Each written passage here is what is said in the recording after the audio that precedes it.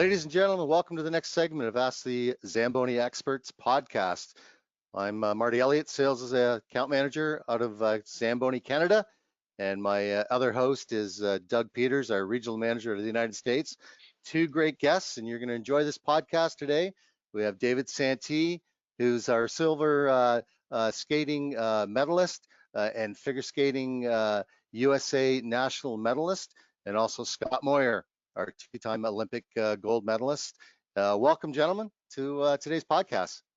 I'm laughing at that. I think I'm realizing it's a bit embarrassing. Like, I've grown up in the arena, hockey and figure skating, and I have driven the Zamboni, but I've never resurfaced the ice. Like, it's never been actually working. I've just driven it on the ice, and I'm a little bit embarrassed to say that. I guess I better get to the rink tonight and fix that.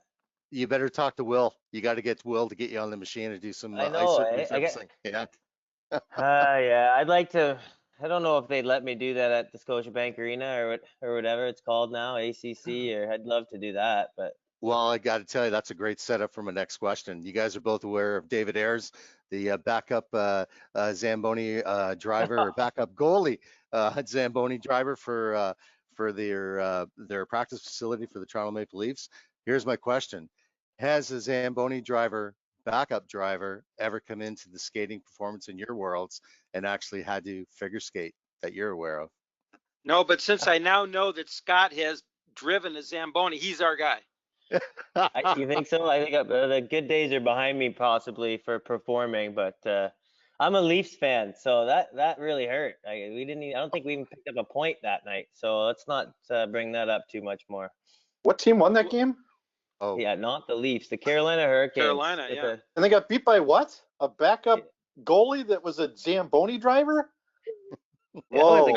I'm pretty sure he had beer in his water bottle when he was playing out there.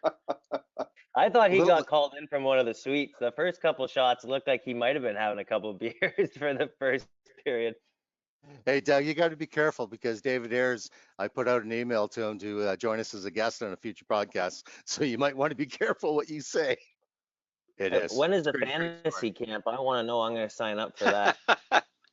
Hey, they started on Monday, Scott. They started on Monday. That's when they started. So here's a question for you both. Scott, if you weren't figure skating, if you never got into it, what sport would you have been playing? Good question. It's kind of typical for me, and I think people get bored of my answers because they haven't changed much. I'm still the same guy, but I always thought, like, the reason why I wanted to go to the arena and be there is I wanted to be Joe Sakic my entire life. Like, I thought that my big goal as a young boy was to win the Stanley Cup, and it took a while actually for me to realize, after Tessa came into my life, that, hey, I don't know how it quickly took a 90-degree turn, but all of a sudden I didn't want to be Joe Sakic. I wanted to be an ice dancer. And I guess there's not that much of a difference between the two after all. Wow. But I thought I'd be a hockey player for sure, and I thought I'd play for the Leafs. And still, for me, when I do shows or compete in an NHL rink, like, I still, like, the first thing I have to do is kind of go over to the pro locker rooms, see them, get used to being in their rink, and then be like, okay, I got a job to do, because I'm still going to watch an NHL hockey game. I still feel like I'm 8 or 9 years old. I can say that, well, I've been to Wrigley a couple of times. Me and my buddies always do a ball trip every year and go to as many parks as we can. And oh my gosh, every time I've been to Wrigley, it's special, man. That's the same type of a thing. But my quick baseball story is 2 summers ago, I was playing, and it was like our first game. It was slow pitch. So you pretty much wait for the ball to come in, right? And then hit it. And I was playing outfield, and me and the boys got in a couple beers before, and I missed the ball, and it smoked me off the head. This big goose egg. And then we had to do an appearance like a week later, and I could only open one eye. So I had to let baseball sit for a season, but I'm back this year, hopefully. Oh boy. So what hurt more, you falling on your right hip during a dance competition, or getting hit off the noodle? My pride hurt a lot more at baseball, that's for sure. My buddies thought it was pretty hilarious, but. Fantastic. So you guys both nationally, internationally, your travel that you've experienced over your professional careers, let me ask you both, what's the favorite memory you guys have had as far as traveling to a skating competition?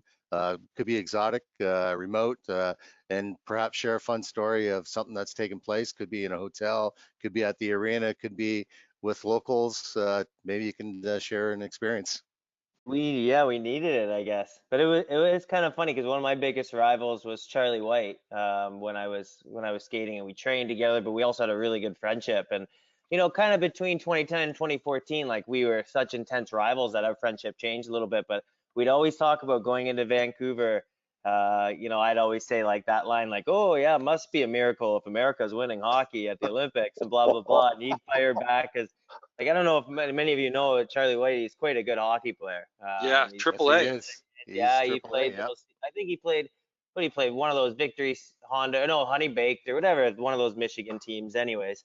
So we were always going back and forth, and we were both at that the gold medal game in 2010, and it's the same thing. Like Tessa and I thought like winning the Olympics was great, but the best perk was that we got to watch every single game of that run, and I'll never forget how anxious and nervous I was after America tied it up at the end of the game in Vancouver, and I was just like, I'm never going to hear the end of this from Charlie if they pull off the comeback. But luckily, Canada came Yeah, back and and won. I think we all I, remember what happened in I, 2014 too. And I was just gonna say, Looney's wasn't are that no wasn't that wasn't that a fella from Cole Harbor there, Scotty, that popped that goal? Yeah, Yeah, yeah. yeah. That, I remember that Well, guy. I remember that con- guy. Yeah, that was pretty good. considering the ice was slanted because it was in Canada, and the fact that a Minnesota boy scored the tying goal late in the game, and had the U.S. won that, I think all of Canada. Look what happened when Vancouver lost the Stanley Cup.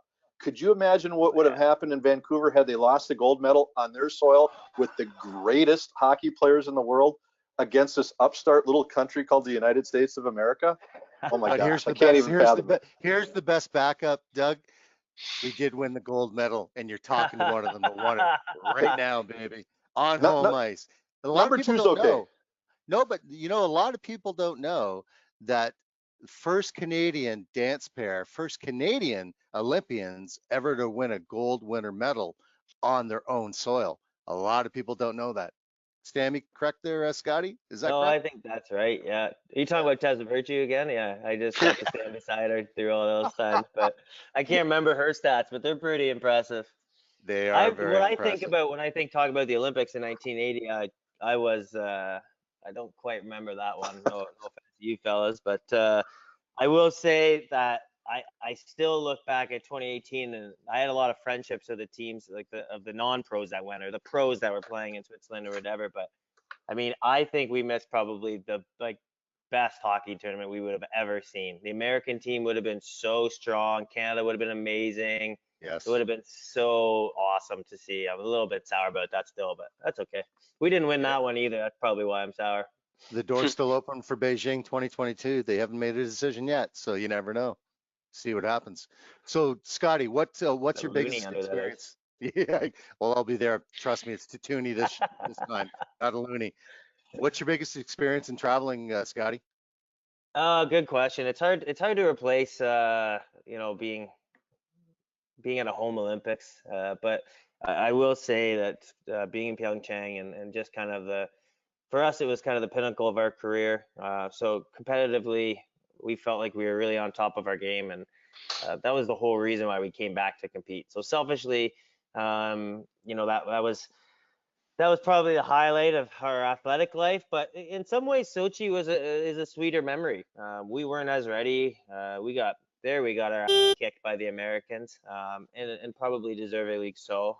Charlie and Merrill were really on and kind of dominated us going into those Olympics. So, but after those games, Patrick Chan and Tess and I, another friend of ours who's a loser, Sam Medney, we thought that we were Canada's good luck charms. So Yeah, in Russia, the setup, well, it might have cost $52 billion. The setup was pretty sweet for athletes because all the venues were right there. So we were just kind of right. running around to each venue. And I mean, in a day, you'd knock out like a curling match and a women's hockey, and then the next day, a men's hockey and a men's curling match, which Canada won in Sochi. So we kind of felt like we were those we were the good luck charms. So I would say that was a highlight of all the years, kind of being able to run to the Molson Canadian House, grab a couple of those, and then off to the venue and enjoy every single sporting event that was in that little Olympic park. It was pretty neat. On the way Yeah. home, thinking that it's $53 billion to make an Olympic Games happen, and maybe feel a little guilty, but right in that time, it was pretty awesome. Great, great. Scott, it's interesting to me that your partner her name is Tessa. I have a stepdaughter named Tessa, and that's not a very, it's not a common name. So that's kind of cool. Maybe you can, and I'm jumping on Marty here's toes a little bit, but maybe you can fill us in a little bit as to how you two got together. Yeah, for sure. Wow. It's Tessa and I guess we skated together for 22 years. So we started skating in 1997 together, and we were from the same skating club, very close together geographically. And she came into the club, and she was an all-star right away. I kind of can remember her walking in and being 2 years younger than me, and a girl. And as I was an 8-year-old boy, her being better than me and way better than me really pissed me off. And that was really my motivation for the first 2 or 3 years of us skating together, was that she was on a daily basis showing me up. And eventually I kind of understood that, oh, like, this girl is on my team. That's pretty sweet. So once I got past that, then we started working together more so. But really, that was the motivation in the beginning. And now we're at a point in our career where we've retired from skating, we've retired from show skating, and we're looking back. And I don't know if it's maybe the first time we've really looked back, with a clearer vision and better perspective. But I mean, what a ride we had together, and we were very fortunate. We were very driven together. We always were. Probably people thought we were a little crazy, but even as youngsters, like, we wanted to win, and we wanted to win everything, and we were very competitive. And our timing was always one of our strengths, because our goals were always in line with each other. And when we wanted to skate and we wanted to go for it, so did she. And then when we wanted to, hang them up, we were both in agreement, and we always understood that we did that together. But Tessa, I can't say, like, it's kind of funny. It's almost, I get emotional thinking about holy, like, the things she had to deal with me over the years. But she's a very special person, and I always say now, never bet against Tessa Virtue, and I can't wait to see where she goes. I mean, ice dance for her is kind of just a jumping off point. She's just brilliant. And so now I'm doing a little bit of coaching and trying to get inspire some kids to have sport experiences like us, and I need to try and get Tessa back into the rink, because the way she can create and how brilliant she is I've never seen before. And I've worked with some of the best in figure skating, or so I think, anyways. And so Tessa and I, yeah, we've had a really great run, and really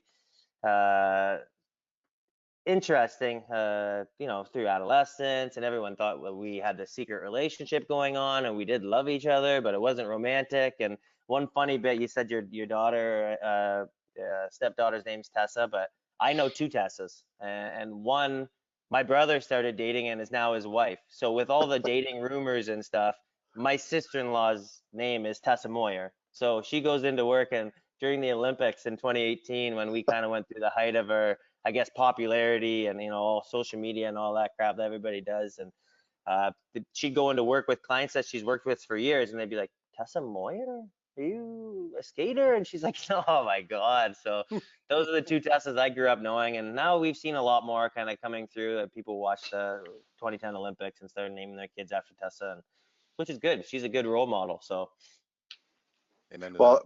before I toss it back to Marty, I'm going to throw out one bit of trivia for us. In 2010, Tong and Pang were competitive skaters from China, and he purchased a machine for his ice rink from us, and I've had the pleasure of meeting with him in Beijing a couple of times, and just an awesome guy. I have not met his wife yet, but what a great experience. I've been very blessed in my career, being the dinosaur that I am, to have met many people, and this is very enjoyable to meet you for the first time today. nice to meet you as well. Like, he is a good dude, and he's running his own rink still, right?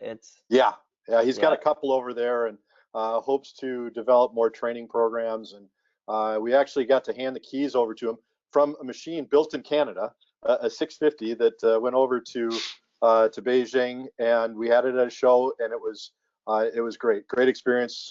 He was like the Beatles as far as I'm concerned when he was walking through the throngs of media and everything that were following him in the exhibition hall. Was amazing. And I think Merrill Davis and her partner were over there. I've got some pictures in my phone somewhere. Yeah. Yeah, they had a pretty, like, I mean, I think they got engaged on the ice even, Pang and Tong, that is. Like, I think, too bad you weren't at that ceremony, but there was some sort of a, probably there was a Zamboni in the back of that one.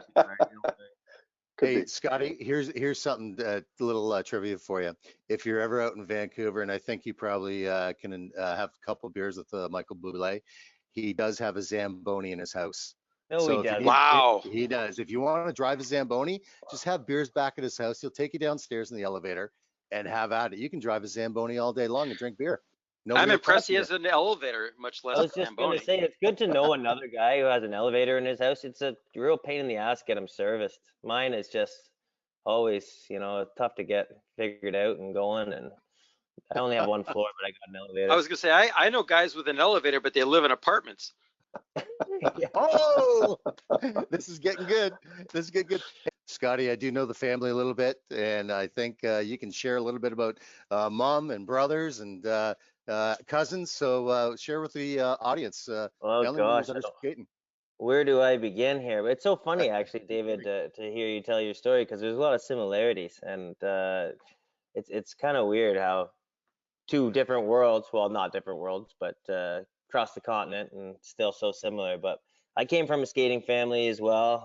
My mom and my aunt were identical twins. Well, they still are identical twins. But when they were skating, they used to do carnivals all over the place because they were, as I said, identical twins, but like you can't tell the difference between the two of them. So they would do, and my mom would say, we'd get all these skating carnivals because we were a freak show, but we didn't even care. We just loved to skate. And they've kind of moved into a 40+ year coaching career, and they still coach today. Actually, the coaching staff that I'm on now includes both my mom and my aunt and a couple of my cousins who are synchro world champions in 2008 with the Nexus team representing Canada, and barely squeaked by a couple of really good American teams there. And then but the reason I started figure skating was because of my brother and cousin. They were part of an ice dance team that got to do some junior Grand Prix and got to travel around the world. And I'd say that kind of is what interested Tessa and I, to be able to travel and kind of see these different cultures, go to Europe a couple of times. And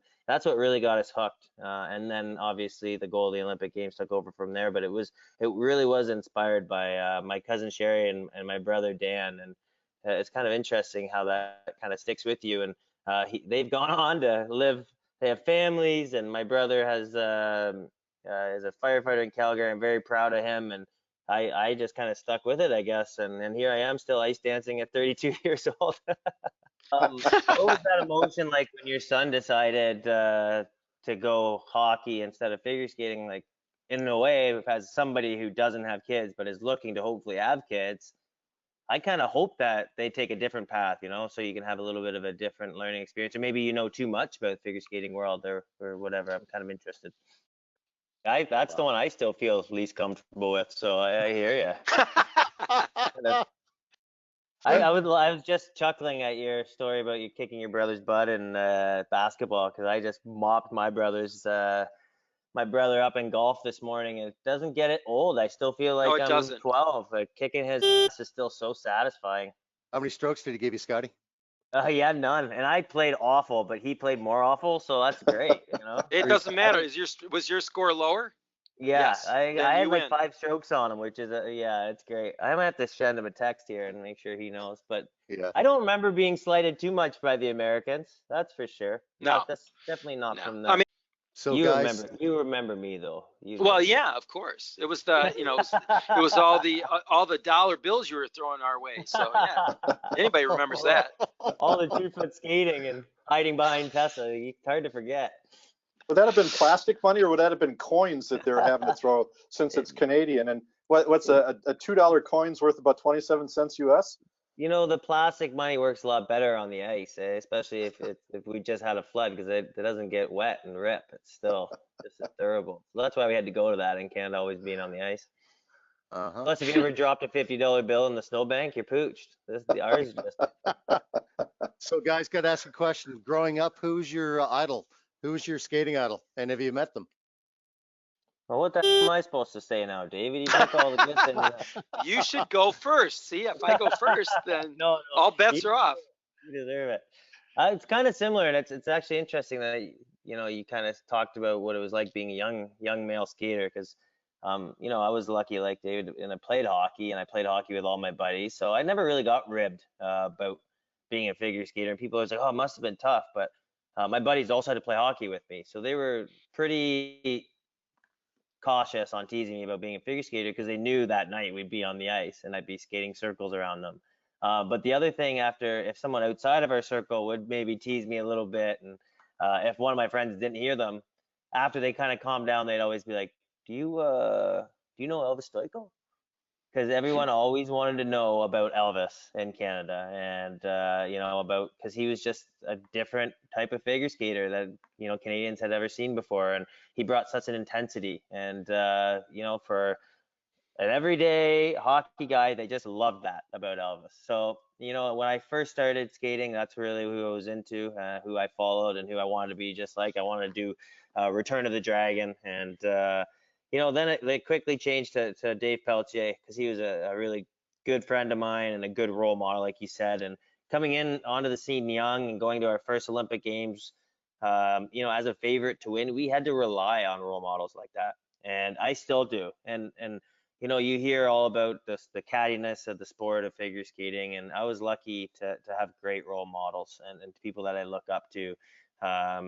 Scotty Hamilton, Brian Orser, and I still rely on all these people today to kind of guide me through this next phase. And it's kind of cool. There's a really neat brotherhood, and I mean, it's not just a brotherhood, obviously, that extends to female role models as well.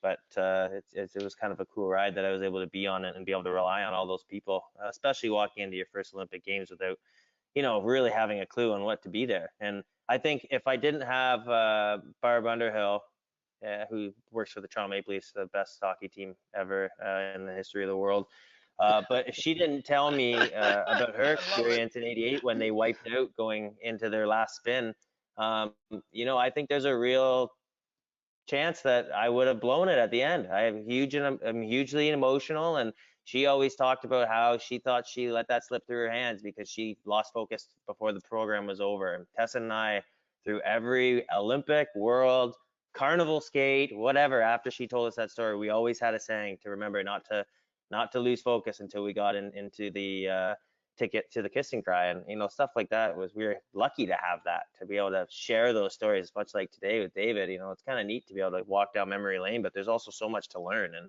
that's a cool next chapter for me, to be a role model for kids to look up. And yeah, we do take that very seriously, to be able to be a positive. You hear so much negative things. There's so much negative things going on in the world today. I mean, look at all this stuff. And I can say, and hopefully Tessa could sit and say, well, there was a lot, especially being a young girl in the sport, that Tessa had to go through that I didn't. But we had a positive sporting experience. We worked with professionals who were professional and taught us so much, and were very respectful. And sport brought a lot to my life. And hopefully I'll be able to kind of transfer that into a lot of other lives. And it's just nice to know, and for people to hear that exists out there, that still does exist. And that's why it's such an awful, heinous crime when it's taken advantage of, and we see those in the media and in the news every day. But it also exists the other way, where it can be so great. Great life experiences to share. That's so cool. Absolutely. I wish that still existed when I got, the capades weren't a thing for us, really. I mean, but there are some great skating shows out there still, so I won't go down that. But so I got to ask, get in that. Scotty, and the guys who do it well really do it well. Guys and girls, it takes your breath away to see that. Have you Have done you, it? you Scott? I did. talking about mine? I did it when I was young. When my blades leave the ice, something seriously wrong has happened in a performance. So I'm true. more of the base, like I like to Yes. be stable. That's kind of my thing. Patrick Channing also has a pretty good death drop, but he had to teach me how to do a butterfly this year for the tour, and it was, I just realized I'm not a flyer. Thank God I didn't do singles. It wouldn't have worked so well. How much has ice conditions been a big role, positively or negatively, in the outcome of your performances? Hence, you're talking to Zamboni right now, so we're kind of interested in understanding that if you can share any experiences, ice conditions. Well, I can tell you a quick story about training with Marina Zueva, and at the time we were very, very fortunate. She brought a lot of experience. We trained with her in Canton, Michigan, and Charlie White and Merrill Davis and Tessa and I were all training with her. And I think she'd get a flood about once a day or twice a day, maybe. So we were skating on gravel, and it was a good experience to be able to like really make sure we can make it happen. I mean, it's different in ice dance. I don't think you could really do that in singles, and maybe not with the elements today in ice dance. But you kind of learned you had to make it happen no matter what. But what I really miss, and then going back and hitting a fresh sheet of ice, is that feeling of freedom. Like on the ice, you can come pretty close to flying, and that effortless glide. There's nothing like a clean sheet of ice. And if it's Zamboni ice, you can definitely feel a difference, Marty, if that's what you're asking. No. But I'm just kidding. I'm just kidding you. But it is clean. It is beautiful, and that effortless, quiet glide on fresh ice. It's something different, and we're lucky enough in Canada to be able to skate outside every once in a while, but it's not quite the same. You really get spoiled and used to that ice being perfect, and then you Nice, get addicted to it. nice, nice. How about you, David? Scott, you didn't get to answer the question. We kind of lost you there for a moment. Yeah, you Have can you tell ever I'm seen? intimidated, eh? I'm intimidated by this, a little bit of a competition here, but It who are the was California Golden Seals? That's what I Oh, want to know. And how damn old are you guys? yeah. Wow. I thought I knew and you everything did. about hockey, but you guys get Well, one up me. did you know there's an NHL team in Colorado before the Avalanche there, Scotty? Yeah, the Yeah, Rockies. that I knew. Is this That's like Who Wants to Be a Millionaire or what? I'm yeah. ready. Oh, Exactly. here we go. Here's the next one. Ready? Yep. Ready. Why doesn't a Zamboni actually slide on the ice? Set of Studs. tires. Yeah, studs. Oh. That's a Okay, we tie. get. Yeah, that was an easy. They each get a Oh, you point. didn't see my buzzer? Yeah. Okay. Next one. How many Zambonis have actually been manufactured to date? And I'll go within 250 machines. No, I think I First know. one. I know the answer You only do? because I Google it. It's 12,000. Yeah. Uh, Scotty? I told you I'm competitive. 12,000? I That wouldn't know doesn't seem that like one. enough. That's the only one that I would have been I up. I Googled would have the been up answer. around 25,000. Well, Oh, well. if there was a better sales force, then we probably would be. But between Marty and I, we're only so good, you know. We have the Actually, looks for Scott, video. Scott's right because he got what it should be the number, and I was also Yeah. right because I got the number based on YouTube. I'm just projecting future sales here. There we go. Yeah, Thanks, Scotty. it's going to be a big year next year. Yeah. It's a good year, fellas. Yeah, endorsements coming your way. There you go. Hey, how many water tanks in a Zamboni? 2. I drove the Zamboni. I know that. See, I get confused because I think of the propane, but that's not That's not water, Scott. that's That's not water, gas. right? Hold Okay, on, I haven't for got my gas ticket yet, but propane isn't water. I got that much. This is not gonna be my strength. It's definitely 2, David, or should I Yes, guess it's like 2. It's right? 2. Yeah, that one I know. Okay. Flood water and wash water. Oh, yeah, we eliminated the Oh, bonus point sorry. there. No, I What would've got water that tank one was too. going to be? What are the 2 Water. tanks? I've There had you to go. clean that out, so I know the floodwater is one of them. I usually am Oh. just talking and shooting the shit with the arena guy as he's doing all the maintenance, so I should maybe pay more attention. And that's There why you it go. takes him 15 minutes to do a Arena- flood, Scott. Listen to me, arena person. Like, I grow up. It's 2020 or something. Zamboni operator to be politically correct. There you I go. want to get into the fire round here, where it's going to be rapid Okay. questions, and this Oh, I is thought going to that's what be we were. somewhat food related because of my round nature. I'm about 5 months pregnant. I was in a competition with my stepdaughters, and unfortunately they gave birth and I didn't. So now their kids are anywhere from 2 to, we've got a grandson that's 21 years old. So I'm just going along here and would like to get rid of this, but I know it's not going to happen. So both you guys, and this is going to be somewhat directed towards Chicago, but Scott, I want to get your opinion because you've traveled around quite a bit. What's the best beef location that either one of you have had? And I'm talking about Italian beef, not steaks. Beef. Yep. What's that? I don't know. Like, whoa. Okay, we're gonna have yeah, to, you're gotta, talking when you go to Chicago on Chicago, that. Yeah, there you go. There you go. You're talking Chicago on that question. That's Portillo's for me. Okay, best hot dog. Yeah. Are you not a hot dog fan? I am. Yeah. Like, you know what? Did you see that stat about how many hot dogs are not being eaten because there's no MLB this year? It's supposed to be something outrageous. Like they're just like they have way too many hot dogs. They don't know what to do. But a lot of pigs aren't going to die. Hot dog fan, but being at the park, and that's something I fell in love with in Detroit. And I know that's hard for someone from Chicago to hear, but you know, I wasn't a baseball fan at all until I kind of started living in America and living in Detroit and going to Comerica a couple times a week, and then I just fell in love with it. And there's something about sitting in the park and people in Canada are gonna be pissed off to hear that I'm a Tigers fan instead of a Jays fan, but it's the park, man. We had some good teams during those years I was down there, and sitting in the park on a nice day, and I mean, back then looking at a band of buildings eating a hot dog, it was a great time. Bacon wrapped is good. You know, anything with bacon is better. Oh, that's why I'm fat. You know. Pittsburgh and Cleveland, good parks too, though. Scotty, yeah, but that's not. Those aren't pizzas. Those are lasagnas there in Chicago. Exactly. That's unbelievable. Exactly. Like, go for a couple pieces of pizza, and you're like, this big. They're pretty damn good, though. I'll say that. You're making me miss your city here. Okay, one last question, David. And okay. Scott, you're welcome to answer this as well. The question is yes, no, or abstain. Abstain.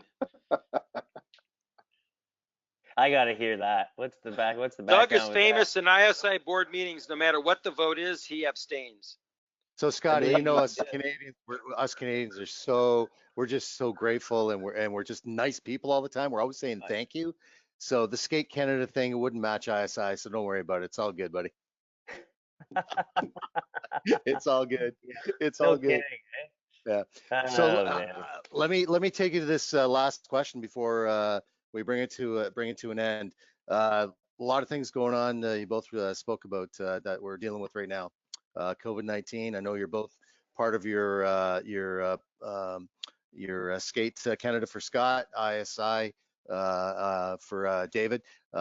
Share a little bit about both, and I know Skate Canada, they've come back. David, I believe your organization has come back. What your involvement was in putting together best practices, the SOP for what's going on for figure skaters in arenas. Maybe you can share, Scott, what's happening in Skate Canada. Well, it is what a crazy time, and if this thing, this pandemic really puts figure skating and being on the ice into perspective for sure. So, you know, first of all, like our goal is always to make sure that we're in a safe environment, and we have to make sure that we respect, you know, this is exactly that, a global pandemic, and it's very serious, and people are dying from it, and it's sad. It's sad that the world's in this condition, and it's tough. But the other part of it too is trying to figure out how, you know, we can kind of live with it and still be productive. And in our area of the world, we have limited cases, and we feel like we can get on the ice with social distancing. And I will say, I think that Skate Canada has been very proactive in trying to give us that opportunity as long as it's safe to do so. So, you know, it's kind of been it's a bit of a runaround.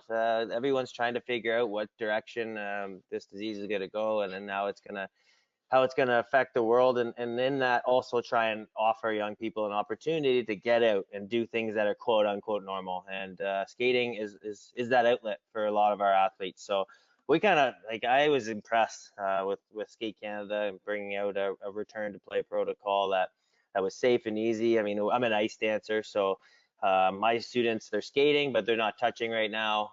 And then they come in with masks and kind of the first day or two, it's a little bit like military camp. They come in, they stay separate, they march to the ice differently. But after everyone kind of got used to it, it feels very safe. And everyone seems to be respectful, and also the kids are just happy to be able to get back and see their friends from afar. I mean, from 2 meters, but to be together again in any aspect for them has been a huge plus. So we're going to kind of continue on. We're hoping that if we do it safely and well, that we'll be able to still have the numbers curving the right way in our area and react and respond appropriately after that. So we kind of give them a little bit of a tip of the cap to Skate Canada. I mean, for being so organized and being on top of that and allowing us to be able to get on the ice. I thought that's a great point too, David, but I felt exactly the same way. And it's cool to hear someone who's, had the history that you've had and been so successful, still finding the love for the sport. And, for all these young skaters who have specialized in one particular sport and a little bit maybe could be a problem. I know in Canada, like everyone who plays hockey is going to be the next Sidney Crosby, and everyone who skates is going to be the next Patrick Chan. Some ways I kind of think, okay, you know what, 9 weeks off. I know the world's in a bit of a mess, but it's okay for these kids to be back from skating. I've noticed a big boost in my athletes, how they're excited and they see skating as a privilege, not something that they have to do. And it can be a grind for young athletes at that age. So there is some positives to take. And as a coach, I felt the same way, Dave. That's a great thought. Guys, I got to say thank you on behalf of Zamboni. This has been a pleasure for the last hour and 20 minutes. Doug, anything you want to add or ask? No, it was a pleasure to meet you, Scott. David, as always, I enjoy spending time with you. It was nice to learn a little bit more about your skating history. I mean, I know you, but I don't know everything. And I've enjoyed reading Wikipedias on both you guys. And Scott, I hope that someday that I'll get the opportunity to meet you in person. And Marty, I want to thank you for doing a bang up job on this. It's awesome. Thank you very much for including me. Yeah, top shelf, Marty. Thanks, top shelf. Yeah, thanks, that was David. Fun. Thanks, nice to meet you, everybody. And yeah, it was a lot of fun. David, and you know what, yourself, brother. Yeah, hopefully we see each other down the road. If you come to Chicago, Italian beef's on me. You're on. Be careful. Well, folks, listen, greatly appreciate it. Thank you to our guests, David Santini and Scott Moir, for joining us on Ask the Zamboni Experts. And we look forward to you joining us for our future segment coming up next.